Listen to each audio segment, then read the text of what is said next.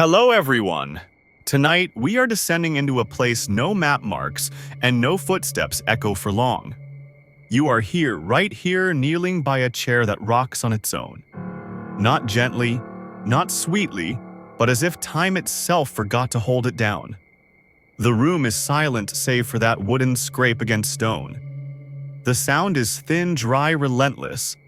The kind of sound that makes you want to open a window that doesn't exist. You probably won't survive. So before you get comfortable, take a moment to like the video and subscribe, but only if you really like what I do here. Let me know where you're listening from and what time it is there. Now, turn off the lights, maybe turn on the fan for some soothing noise, and let's get started tonight. The child's chair has no dust on it, which is strange because the rest of the floor is thick with centuries. It sits in the middle of a cold stone nursery half built into the mountain's roots. No one should have found this place, but someone did. You found the latch beneath a fossilized bird's nest at the bottom of a dry ravine. You brushed the twigs aside and felt a square of airless stone give way beneath your fingers click. You thought it would be stairs, but it was only a drop. The kind that doesn't hurt when you fall, but you feel it for days in your spine. Now you stand at the edge of the nursery. The ceiling is low. The walls are carved in a language that imitates lullabies, but the words are far too old to remember being sung. Every stone block has a faint tilt to it, like it's resisting gravity out of stubbornness rather than strength. The child's chair is in the middle of it all, rocking as if someone just got up to stretch. Of course you don't touch it. That would be rude, and maybe it's still warm. Some archaeologists believe ancient nurseries weren't always for the living. In Neolithic Anatolia, small chambers lined with obsidian flakes have been interpreted as places where the bones of children were kept deliberately close to hearths, as if memory needed constant heat. Some researchers still argue whether these were burial spaces or rooms meant to trick grief into thinking it still had a body to care for. You lean slightly forward. The chair tilts back. There is no wind here, no drafts, not even the breath you swore you heard when you entered. Just that steady, impossible motion. The floor beneath the chair is worn in a circle like it's been rocking for a very, very long time. But when you look closer, you realize it's not worn away. It's passed through. The stone is transparent here, just a shallow pool of hardened time. Below the nursery, there's another nursery, and beneath that, another. The chair rocks straight through them all, floor by floor. This is the kind of architectural problem no one warns you about in school. Your hands sweat. Your back itches. You think of getting out your phone, but there's no signal. There's never signal when a story gets good. One of the walls is covered in handprints, child-sized but with too many fingers. 12, 13, some with only one, some with none. Just the suggestion of a hand pressed there like smoke trying to hold shape. They seem newer than the rest of the chamber. A few even glisten faintly as if they were left behind just this morning. One of them looks like yours. You laugh because it's that or scream. Great, you mutter. It's a haunted preschool. But then the chair stops. Mid-rock, perfect balance. And you hear something beneath it. A second scrape. Fainter, like something in the nursery below trying to sync its rhythm with the one above. Like a duet across centuries out of tune. You shouldn't kneel beside it. You know better. But you do. When you get close, you hear it clearly, little feet. Not walking, swinging. Tap, tap, tap. Someone is still sitting in one of the older chairs further down. Or many someones. There's a sharp scent in the air. Not rot, not mildew. Pine resin. The kind used in burial masks across prehistoric Eurasia, often softened and carved to preserve the image of a child's face. A mask that never decays, just darkens. You once read about one being unearthed in Siberia, still sticky after 5,000 years, and then promptly reburied by the locals who didn't want to tempt the mouth it once covered. The air grows thinner. You feel a draft. Not from the ceiling or the walls, but up from the floor. You lean back. The chair rocks again, but not backward this time, forward. 1 inch, 2. It's moving toward you, and there's nowhere left to back away. You reach into your pack, not for a flashlight, not for a weapon, but for the old carved rattle you found outside lying half buried by the latch. You don't know why you took it. It fits in your palm too easily. You shake it once. The chair stops. You shake it again. Something moves beneath the floor fast, and then everything stills. In the corner, a lullaby starts. Not sung, played on bone flutes maybe, or whistled through teeth that haven't belonged to mouths in ages. You're alone here, but only because the things that live here are very, very polite.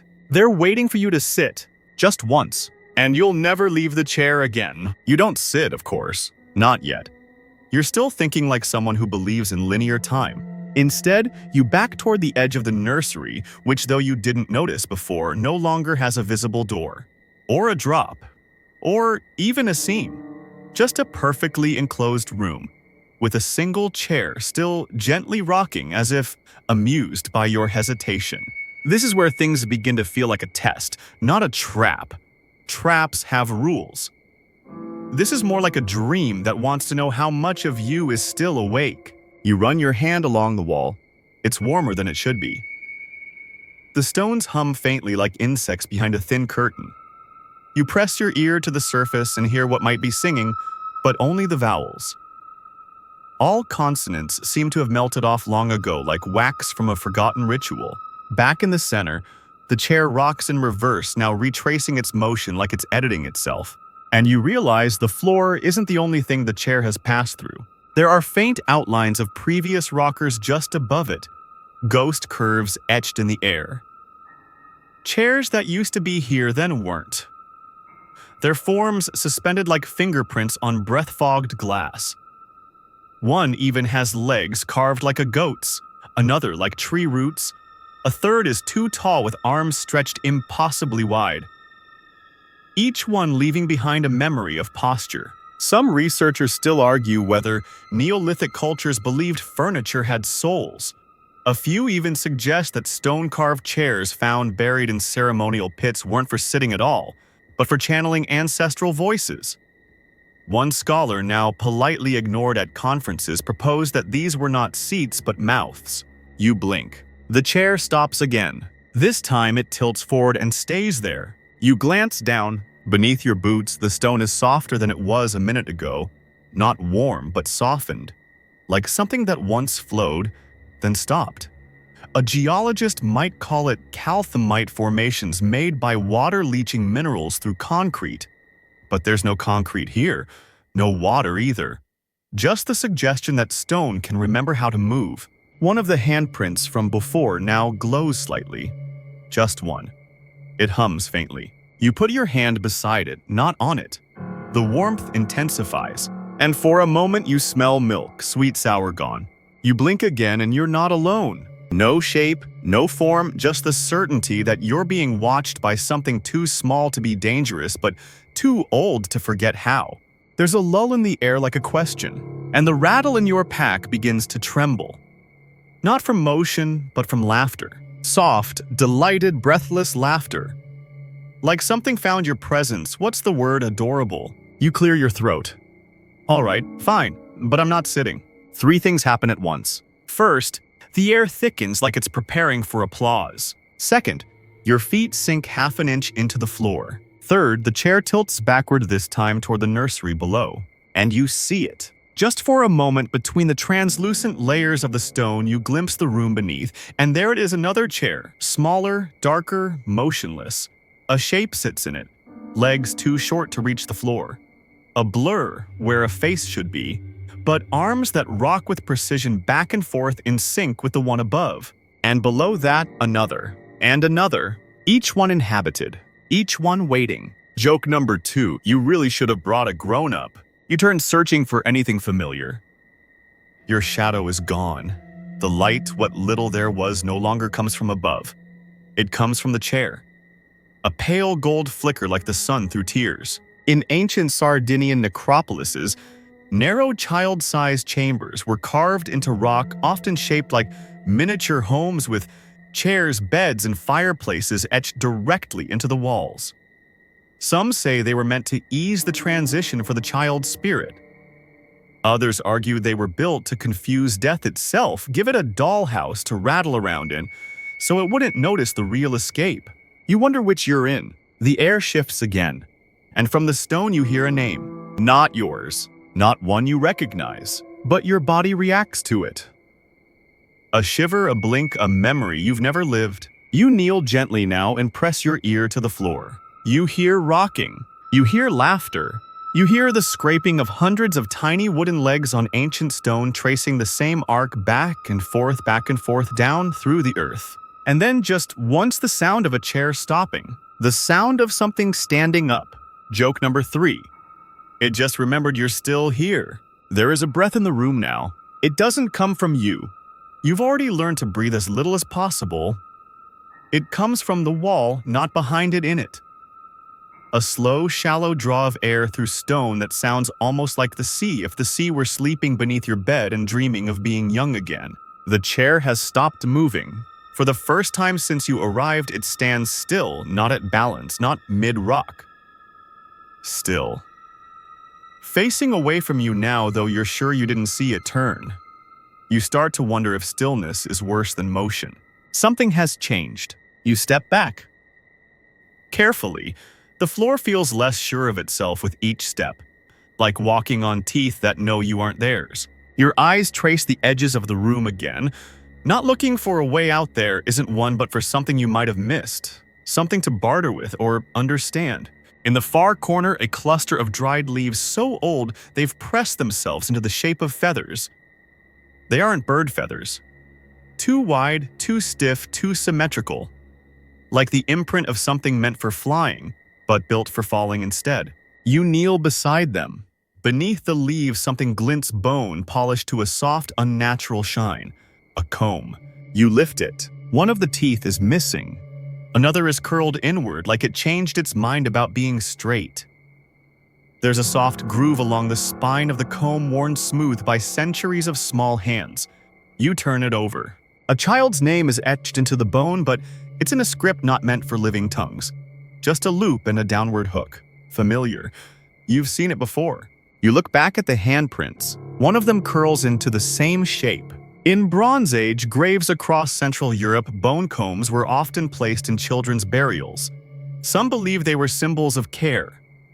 Others think they were used for ritual grooming to prepare the child for whatever came next.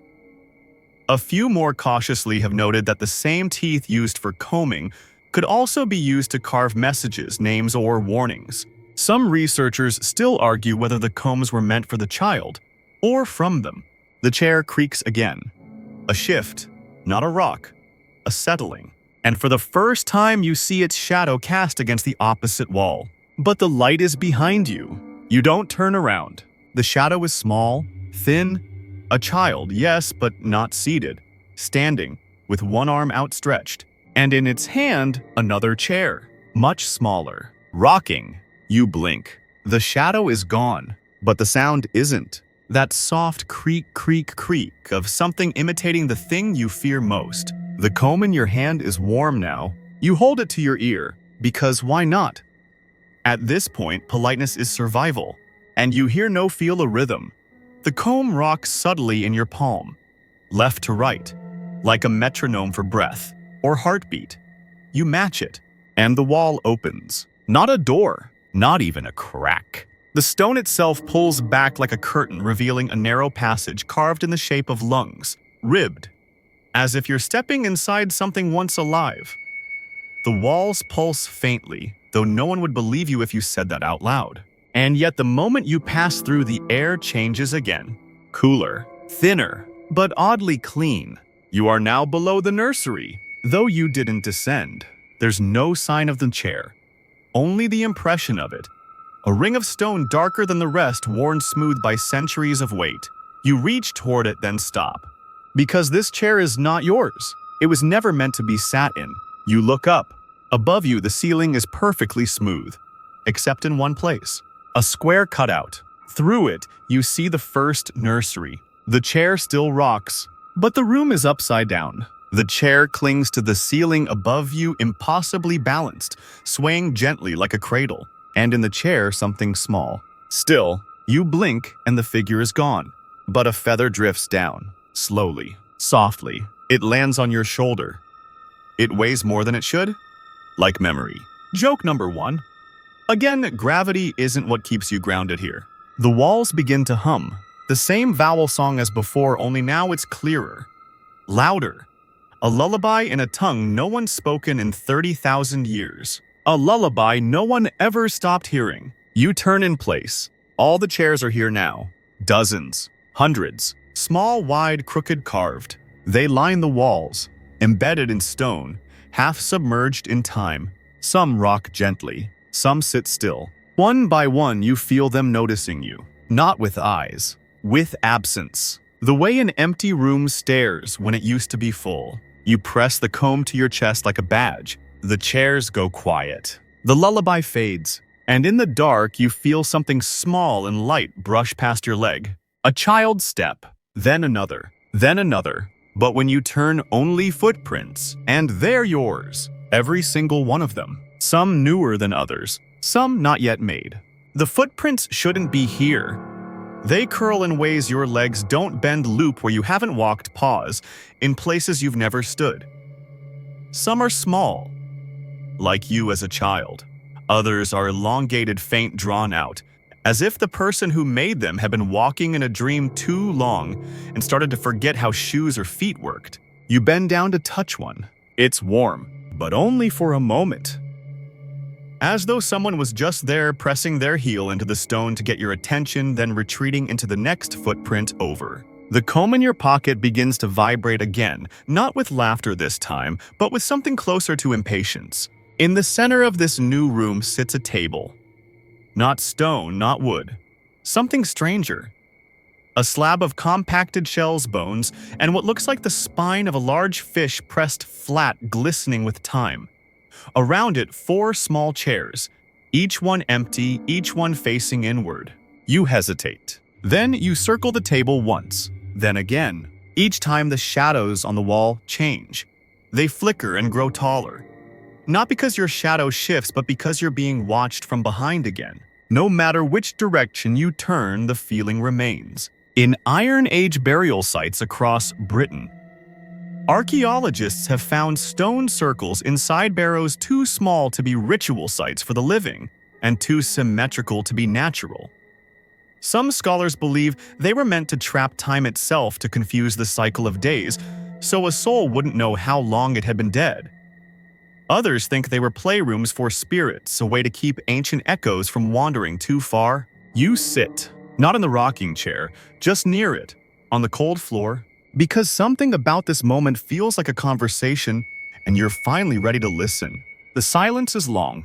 Then very softly, one of the small chairs scrapes back just a little. Not toward you, but toward the table. Something is arriving. You don't move. From somewhere deep in the wall, a soft knock. Then another. Knock, knock. A rhythm. You recognize it. When you were young, you used to knock on the underside of your bed frame in the middle of the night. 3 times. You didn't know why. Just that it felt like a question, and sometimes you thought you heard a knock back. But only sometimes. The chair rocks. The comb hums. You take it out again and hold it over the center of the table. The humming stops. Instead, the table glows faintly from within. You lean in, and the table becomes transparent. Not all at once, just enough to see beneath it. Not a floor, not dirt, water. Black flat water. And beneath that, a figure child-size sitting in a chair just like the one above. Staring up. Not at you, but at something above you. You don't look up. Not right away. Instead, you whisper, "Do you want your comb back?" The figure tilts its head. Not underwater, not distorted. Perfectly still. Then you do look up. The ceiling is gone, replaced with a night sky, and stars that move too slowly to be stars. Each one drifts gently across the ceiling, leaving faint streaks of white that never quite fade. They're arranged in no known constellation, but one of them blinks. Twice. The air grows cold, but not the kind of cold that comes from weather. The kind of cold that comes when something familiar forgets your name. You hear another sound, a lullaby again, but this time from inside the walls. A whistled tune, soft, hesitant, as if someone is practicing it for the first time in a very long time. You hum the last note, and the room goes still. No chairs rock, no comb hums. The stars pause, and every footprint on the floor, including yours, begins to fade, one by one, until there is only one left, the smallest, right in front of the chair, the one you haven't sat in. Joke number 1 revisited. You brought your body here, but they only needed your weight. Some researchers argue that ancient ghost stories weren't about fear at all. That hauntings were reminders of those who stayed behind to keep watching, to keep holding still. That chairs rocking on their own were not warnings, but invitations. Some scholars still scoff at the idea of objects retaining memory or spirit or time. But the chair is waiting, and there's only one footprint left. And it's not yours. You've run out of corners to stand in. No walls left to lean against, no cracks to peer through. The nursery, if it can still be called that, has reshaped itself while you watched. You didn't notice when the floor became softer or when the walls began to slope inward, forming a spiral, like the inner shell of something extinct. Something that curled in on itself to feel safe. The rocking chair still waits. You're certain now it's not haunted. It is the haunting. It does not move unless it's being remembered. And right now, all of your remembering is pointed at it. You step toward the footprint. It's smaller than your foot, but it fits. Not because you shrink, but because the stone beneath you accepts. It yields subtly, like the floor beneath a stage when the actor finally hits their mark. There is no applause, only a soft exhale from the dark. The chair creaks not in greeting, but in agreement. The comb you've carried all this time crumbles to dust in your pocket. You don't check, you just know. It was never meant to leave this room, and it's tired of pretending otherwise. You lower yourself slowly into the chair. It is neither comfortable nor hard. It simply is. Like a memory that doesn't ask to be judged. You sit in stillness, and the room begins to breathe around you. From the walls, faint murmurs rise, fragments of lullabies, footsteps, names half-spoken. Someone somewhere is calling out, but not for you. They are calling for someone through you, and something answers. Beneath your feet, the transparent floor now opens fully. No longer stone, not even water, memory. You look down. You see dozens of chairs perfectly aligned beneath you. Each one sits in a room just like yours. Each one occupied. Each figure still, each rocking motion faint. A spiral of time folding in on itself, child after child, soul after soul. You notice now that the figure in the very first chair, the one you saw at the beginning, is still rocking, but no longer alone. Another figure joins them, small, blurred, not identical, just related. 2 rocking chairs, 1 rhythm. There's a word carved faintly into your chair's armrest. The same script as before. It glows when you look at it, then vanishes when you blink. You understand it though. It doesn't mean child. It means kept, as in something preserved, as in something held close. In ancient Japanese folklore, there's the concept of zashiki warashi child spirits that live in empty guest rooms. They bring luck to those who treat them well and misfortune to those who ignore them. Many inns once left out toys, chairs, or offerings for invisible guests who might return at night. Some researchers still argue whether the tales were about ghosts or simply echoes of children who were once too quiet to remember by name. Your name doesn't matter here. Only your stillness. Only your willingness to hold the shape of presence long enough for the next one to arrive. Because someone is coming. You hear the latch open above. You hear the soft fall of footsteps. The room tilts ever so slightly as if making room, and the chair rocks, just once, to let them know someone is already seated. Joke number 3. Again, you've been part of the nursery longer than you think. You're not trapped, you're remembered. And remembrance is a kind of shelter. Even now, even here. Somewhere above, a new wind begins to speak, a breeze through pine needles, a sigh over buried stones. The kind of sound only children know how to follow. You do not rise. The chair rocks without effort, without question. Its rhythm echoes through the layers of earth, brushing past sleeping fossils, untouched lullabies and bones that never wanted silence. One floor above, another comb is found. Another footprint appears. The stone breathes. The nursery continues. And far below, deeper than time, deeper than fear, something finally sleeps. Not because it's gone, but because someone stayed to keep it company.